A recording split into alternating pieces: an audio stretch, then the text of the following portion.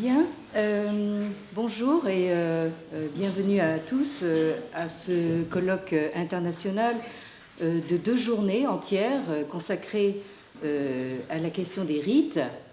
Alors, il peut paraître quelque peu paradoxal et éventuellement regrettable pour certains de tenir ce colloque au Collège de France en grande partie en anglais.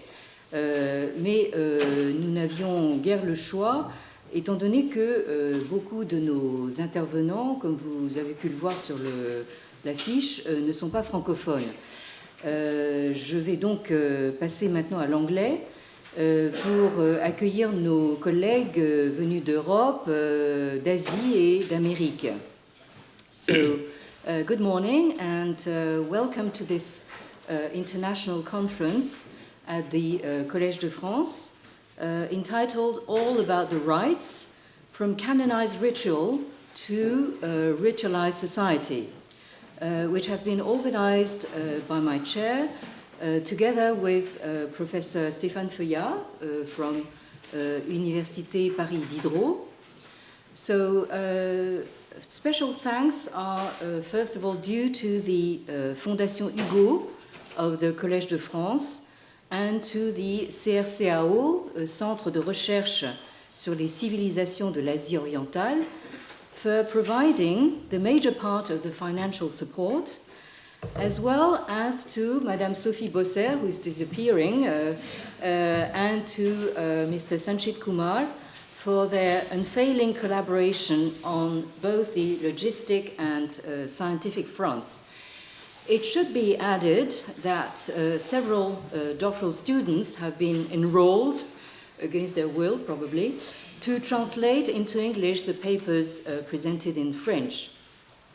So actually this conference is the outcome of several consecutive years of reading seminars dedicated to various chapters of the Liji, that is the Book of Rites, which have been held at the Collège de France together with a number of colleagues from other institutions here in Paris.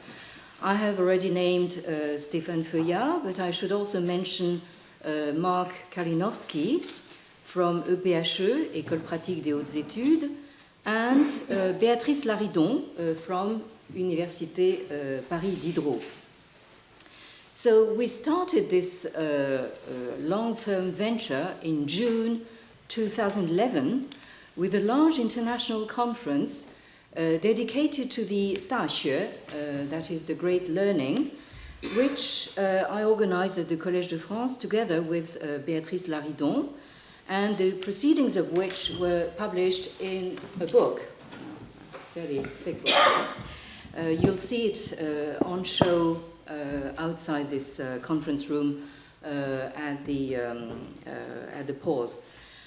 So then in 2013 we collectively launched a reading seminar involving between 20 and 30 colleagues and students, which focused first on the Tangong chapter, then the following year on the Ji, the meaning of sacrifice, then the Ru Xing, the Ru behavior, then the Ziyi, the black robes, and finally the Biaoji, the how should we translate this? Well, we will discuss this later.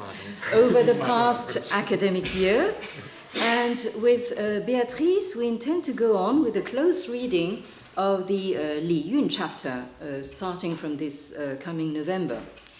So the initial project was to delve into individual chapters with the idea of eventually producing a new annotated translation into French of the Book of Rites in order to refresh the translation done over a century ago by the French Jesuit missionary Séraphin Couvreur, entitled in French Mémoire sur les bienséances et les cérémonies.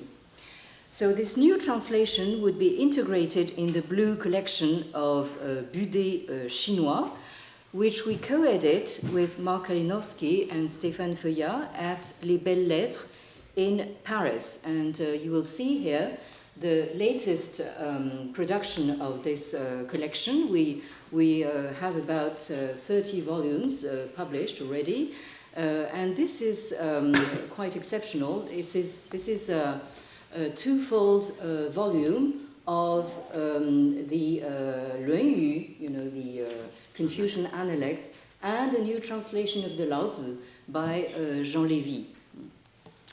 So, as you may perceive, the task of translating the Book of Rites into French is gigantic, and it will still take an enormous amount of effort and goodwill, but we might at least achieve the translation of significant portions of that compendium. So, as you may know, this conference intends to look afresh at the way ancient China progressively evolved into a ritualistic society. That is a world in which social interactions in times of peace were to be conceived of within the category of rites.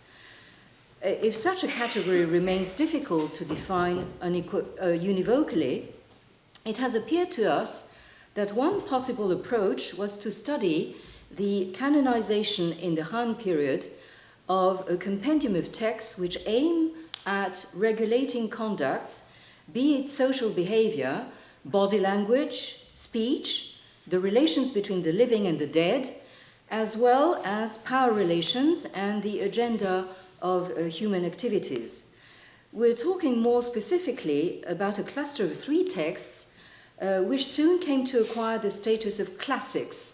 Of course, I know some of you in the room which would resent the use of the word classics, but we're here to, in for discussion, and which are now known as the ceremonial and rites, the Yili, the rites of Zhou Li, and the Book of Rites, Liji.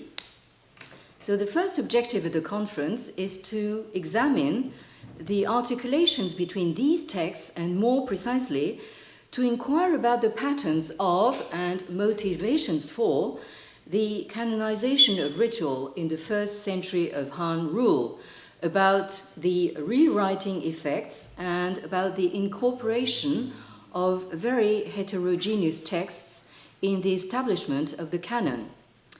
So this primary approach to ritual as a field will be followed by a more specific study of the most composite text of the compendium I've named the Book of Rites.